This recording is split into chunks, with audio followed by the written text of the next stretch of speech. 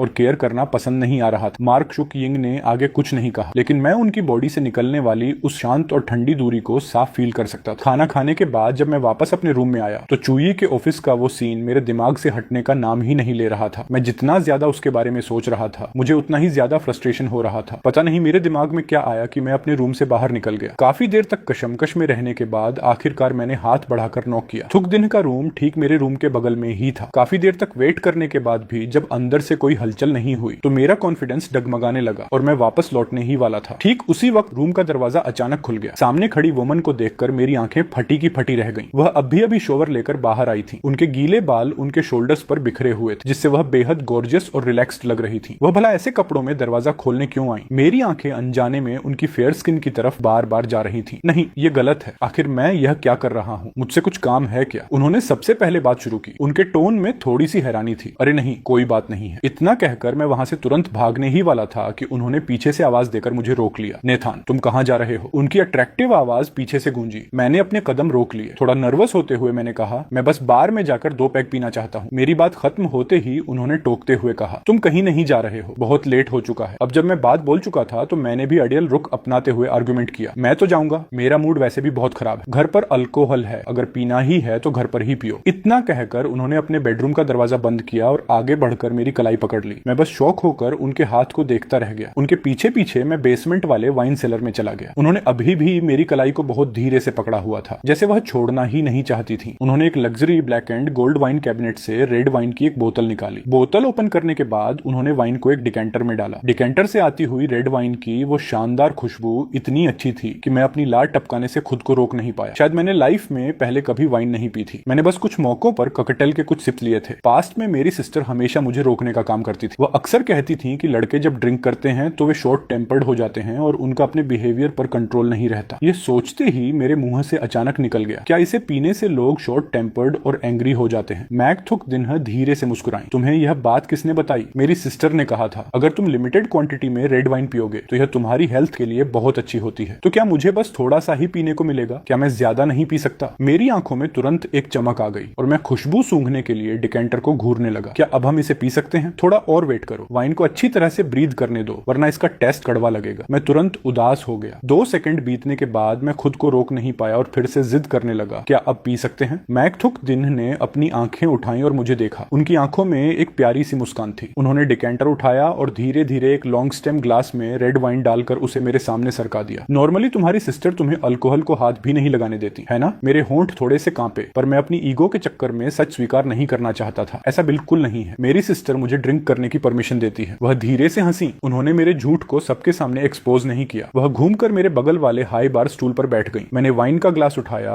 और एक छोटा सा सिप लिया, पर लेते ही मेरा चेहरा अजीब सा बन गया। ये बहुत कड़वी और कसैली थी। इसका टेस्ट बिल्कुल भी अच्छा नहीं था। ये कॉकटेल जितनी टेस्टी नहीं थी। तुम्हें इसकी आदत नहीं है ना? क्यों ना मैं तुम्हारे लिए कुछ फ्रूट जूस ले आऊं? मैंने गुस्से में एक नखरेबाज बच्चे की तरह उन्हें देखा और अपना ईगो दिखाने के लिए एक ही घूंट में पूरा ग्लास खाली कर दिया। वह कड़वा और तीखा टेस्ट मेरे पूरे मुंह में फैल गया। ये वाइन सच में सिर्फ नाम की ही बड़ी थी, काम की नहीं। मैक थुक दिन के खूबसूरत लाल होंठों पर एक मुस्कान आ गई। उन्होंने खुद अपनी वाइन का एक सिप लिया। मुझे दोबारा अपने ग्लास में वाइन डालते देखकर उन्होंने मुझे वार्न किया कि धीरे धीरे पियो, वरना तुम्हें नशा चढ़ जाएगा। मैंने एक हल्की सी आवाज निकाली और सोचा कि मैं कोई आम इंसान नहीं हूँ जो इतनी जल्दी हार मान जाऊं। मैंने एक बार फिर पूरा ग्लास एक ही सांस में खाली कर दिया, लेकिन जैसे ही यह दूसरा ग्लास मेरे पेट में गया, मेरा सिर घूमने लगा, मेरी आंखों के सामने धुंधलापन छाने लगा और मेरा पूरा शरीर बार काउंटर पर ढह गया। अब मेरा हिलने का भी मन नहीं कर रहा था। मैक थुक दिन मुस्कुराते हुए अपना सिर हिलाने लगी। वह आराम से अपनी वाइन एंजॉय कर रही थी और धीरे से बुदबुदाई। ऐसा लगता है कि नेथान सच में अपनी सिस्टर के सामने एक सीधे साधे बच्चे की तरह रहते हैं। मैंने धुंधली आंखों से अपना सिर उठाया, उनके चेहरे को ध्यान से देखा और कहा, सिस्टर आप बहुत अच्छी हैं। मैक थुक दिन की आंखों में हैरानी और खुशी का एक मिक्स इमोशन आया। वह मेरे करीब आई और पूछा, क्या सच में ऐसा है? मैंने नशे की हालत में पागलों की तरह अपना सिर हिलाया। ओह गॉड, मेरा सिर अब और भी ज्यादा घूम रहा है। मैं उनके अट्रैक्टिव लाल होंठों को लगातार देख रहा था। तभी मेरे दिमाग में फिर से चुई के ऑफिस का वो सीन आ गया और मेरे दिल में फिर से एक दर्द सा उठा। नशा चढ़ने की वजह से मैं उनके और करीब आ गया। उन्होंने बहुत ही सॉफ्ट और अट्रैक्टिव टोन में मुझसे पूछा, क्या तुम्हें याद है कि मैं कौन हूँ? मैंने अपना सिर हिला दिया। मेरा सिर इतना भारी था कि मैं बस खुद से ही बातें कर रहा था। क्या मैं परफेक्ट नहीं हूँ? वह बेबस दिखी, लेकिन उनकी आवाज में बहुत प्यार था। तुम परफेक्ट हो, बहुत परफेक्ट हो। हमारे नेथान सबसे बेस्ट। मैक थुक दिन लगातार मुझे संभाल रही थी। मैंने अपना चेहरा ठंडे बार काउंटर पर टिका दिया। मेरी आंखें बिल्कुल सुस्त थीं और मैं धीरे से फुसफुसाया, मैं सबसे बेस्ट हूँ। ये तो चूई ही है जो मेरे लायक नहीं है। मैक थुक दिन एक तरफ खड़ी होकर मुझे बहुत प्यार से देख रही थी। ये प्यारा सा पिल्ला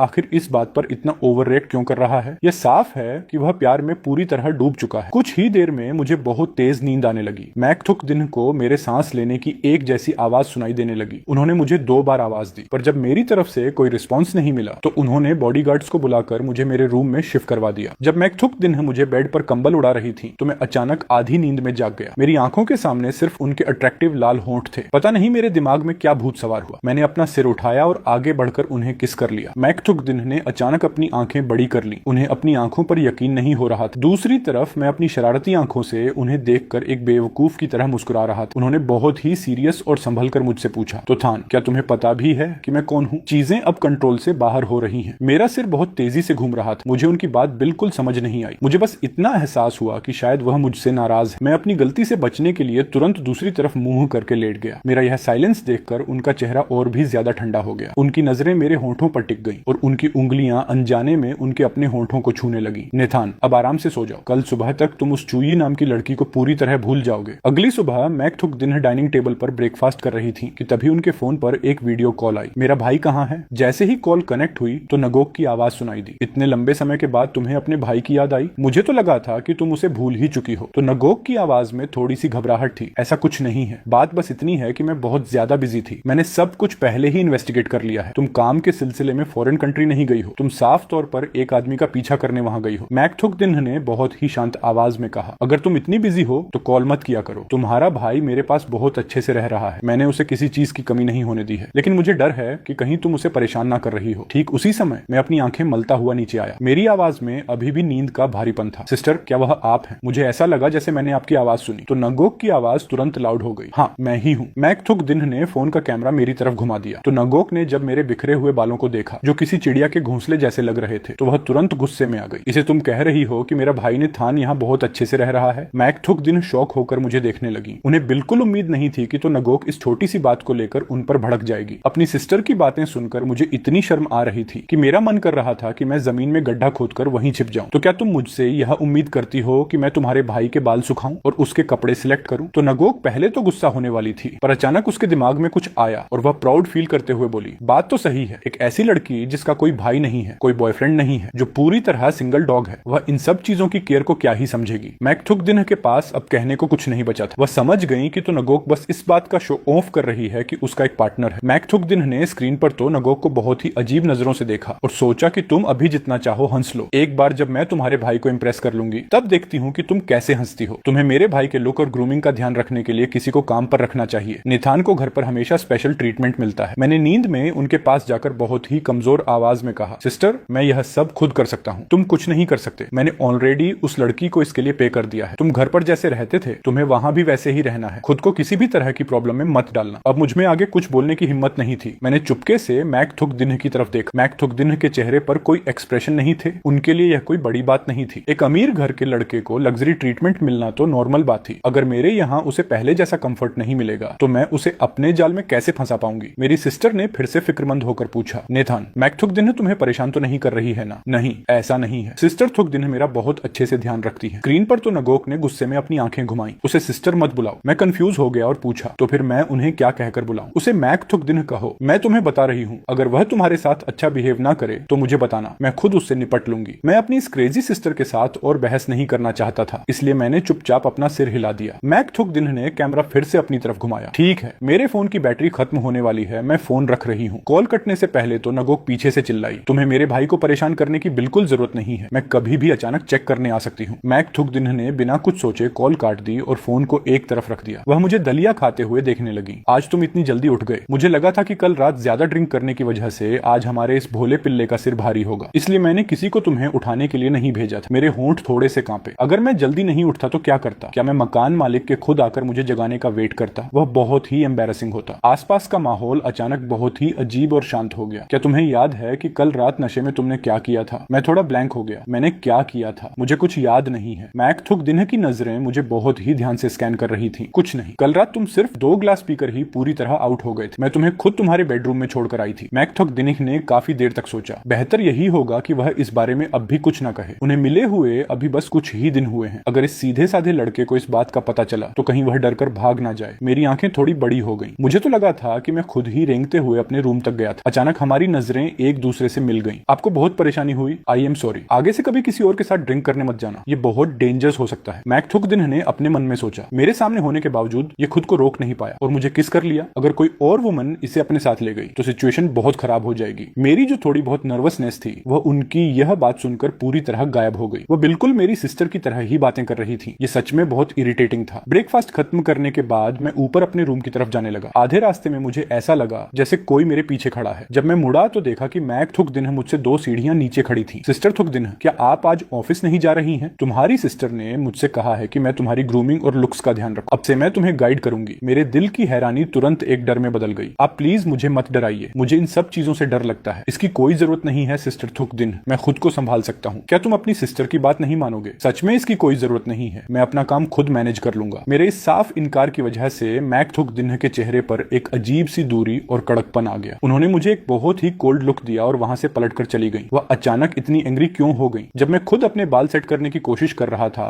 तभी मेरे बेस्ट फ्रेंड का कॉल आया। मैंने फोन को लाउडस्पीकर पर डालकर एक तरफ रख दिया। नेकेट, क्या बात है? अरे वाह, तुम्हारी आवाज सुनकर तो ऐसा लग रहा है कि तुम उस ब्रेकअप के सदमे से पूरी तरह बाहर आ चुके हो। मैंने अपने होंठ सिकोड़े। कैसा ब्रेकअप? हमारा तो कभी ऑफिशियली कुछ शुरू ही नहीं हुआ था। बात तो सही थी। जब मेरा दिमाग शांत हुआ तो मैंने यह मानने से ही इनकार कर दिया कि मेरा चूई के साथ कभी कोई कनेक्शन था। मुझे इस बात पर बहुत शर्म आ रही थी। लेकेट की आवाज में थोड़ा डाउट था, लेकिन सच कहूं तो चूई वैसी लड़की नहीं लगती जो किसी के साथ ऐसा गेम खेले। क्या तुम दोनों के बीच कोई मिसअंडरस्टैंडिंग हुई है? मिसअंडरस्टैंडिंग? मैंने अपनी आंखों से सब कुछ देखा है, तो भला इसमें क्या मिसअंडरस्टैंडिंग हो सकती है? मेरी सिस्टर बिल्कुल सही कहती हैं कि वुमन कभी भी ट्रस्ट के लायक नहीं होती। अगर तुम ऐसा कह रहे हो तो नगोक भी कोई बहुत अच्छी इंसान नहीं है। वैसे तुम वहां ठीक तो हो ना? बिल्कुल ठीक नहीं हूँ। मैं यहाँ रहकर पूरी तरह बोर हो चुका हूँ। तो फिर तुम कुछ दिनों के लिए मेरे घर भाग आओ। ये बात तुमने खुद कही है ना? मैं सच में आ रहा हूँ। मैं अब भी घर पर नहीं हूँ। मेरी फ्लाइट रात को 9 बजे लैंड करेगी। मेरे वापस आते ही मैं तुम्हें पिक करने आ जाऊंगा। ठीक है। मैक थुक दिन को आज रात एक बिजनेस डिनर पर जाना था, इसलिए उन्हें घर लौटने में काफी लेट होने वाला था। ये मेरे लिए बेस्ट चांस था कि मैं चुपके से अपने बेस्ट फ्रेंड के घर निकल जाऊं और कुछ दिन वहां एंजॉय करूं। रात के 10 बजे एक luxury business car Mack family के मेंशन के सामने आकर रुकी। मैसेज मिलते ही मैंने अपना पहले से तैयार किया हुआ सामान उठाया और दबे पांव मेन गेट की तरफ बढ़ने लगा। पर किसे पता था कि जैसे ही मैं विला के गेट से बाहर निकलूंगा मुझे सामने 2 वुमन आपस में बातें करती हुई दिखेंगी। पैर की आवाज सुनते ही मैक थुक दिन ने अपनी गर्दन घुमाकर मेरी तरफ देखा। उनकी आंखें बर्फीली और बेहद ठंडी थी। उन्हें देखते ही मैं डर के मारे वहीं फ्रीज हो गया। नगे केट लग्जरी बिजनेस कार में बैठा था और एक्साइटेड होकर मुझे हाथ हिलाकर बुला रहा था। नगे थान।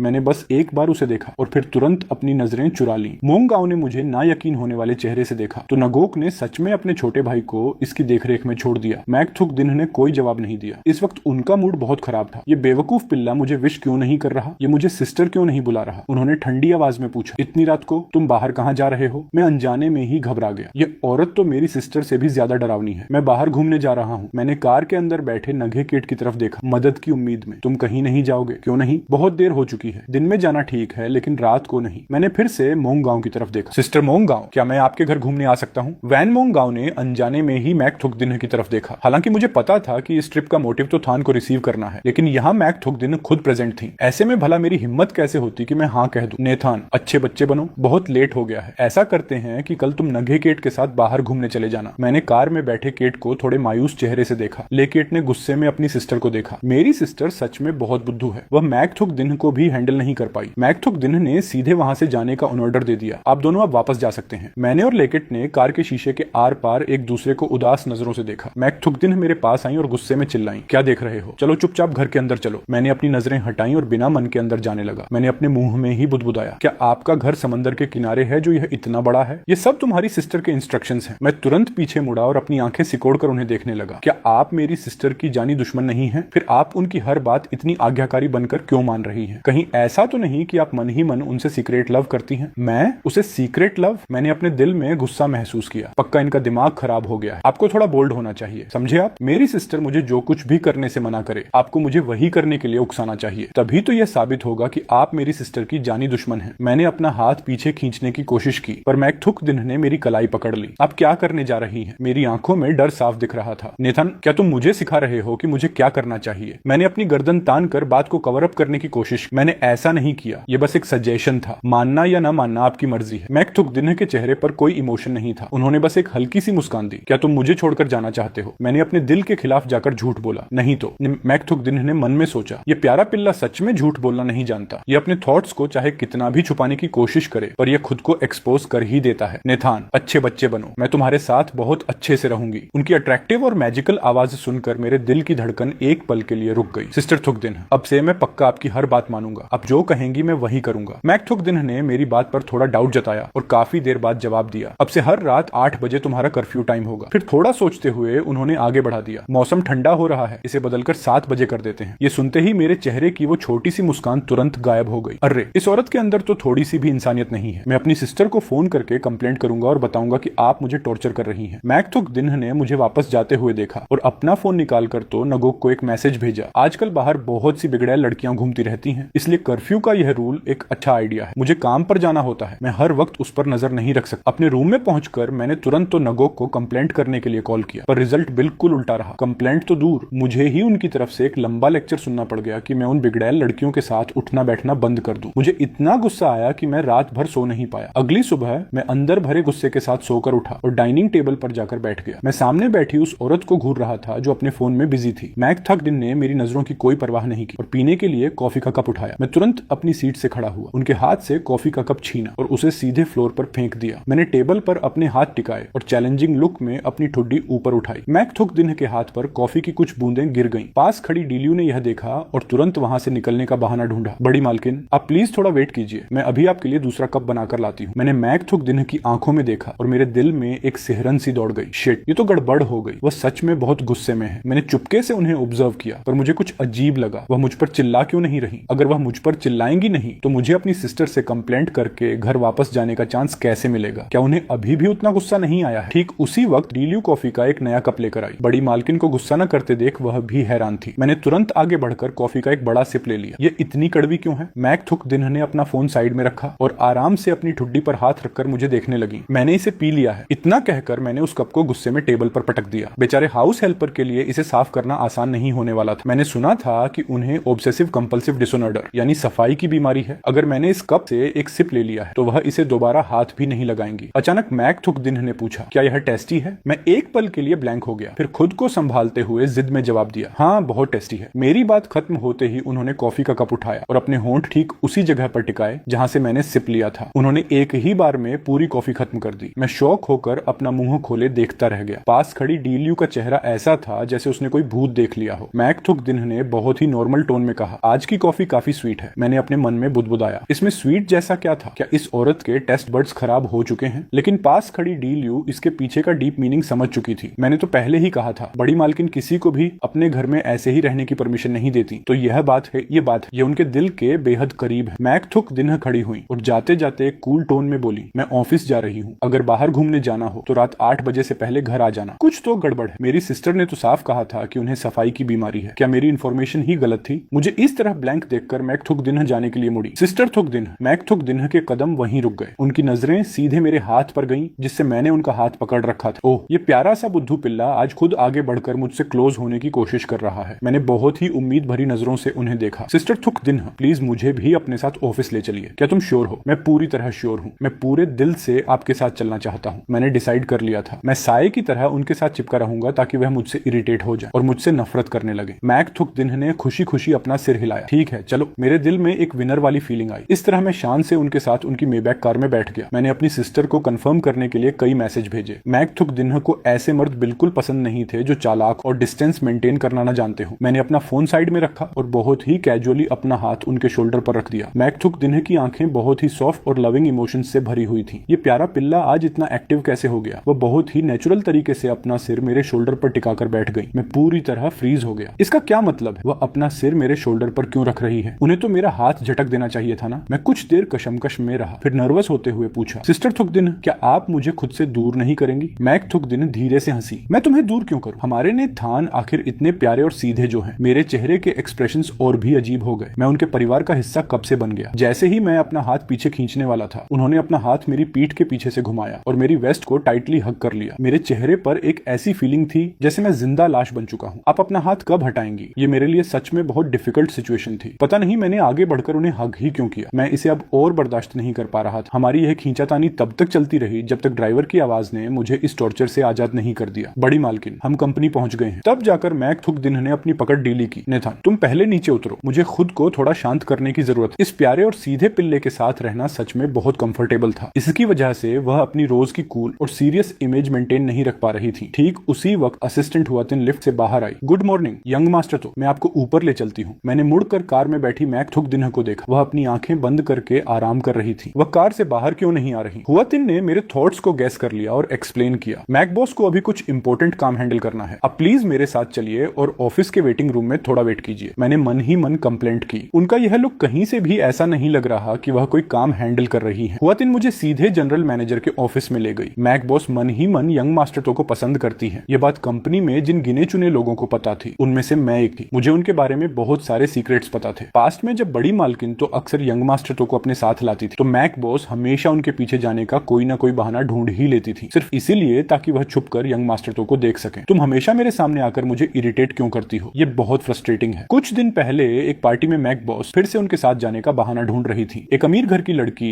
यंग मास्टर तो से बात करने की कोशिश कर रही थी, तो मैक बॉस ने तुरंत अपने लोगों से कहकर उसे बाहर निकलवा दिया था। यह सीन सच में किसी को भी कपल गोल्स देने के लिए काफी था। हुआतिन अपनी यादों से बाहर आई। यंग मास्टर तो आप प्लीज यहाँ बैठकर वेट कीजिए। अगर आपको कुछ खाने या पीने के लिए चाहिए तो मुझे बताइए, मैं सेक्रेटरी से कहकर मंगा दूंगी। उसकी कोई जरूरत नहीं है। मैं उस बड़ी सी फ्रेंच विंडो के पास गया और नीचे के व्यू को देखने लगा। वेट, कुछ तो गड़बड़ है। मैं यहाँ क्या कर रहा हूँ? क्या मुझे मैक थुक दिन्हा के साथ साय की तरह नहीं रहना चाहिए था? असिस्टेंट हुआ, 1 मिनट रुकिए। हुआतिन रुकी और मेरी तरफ मुड़ी। यंग मास्टर तो क्या कोई और बात है?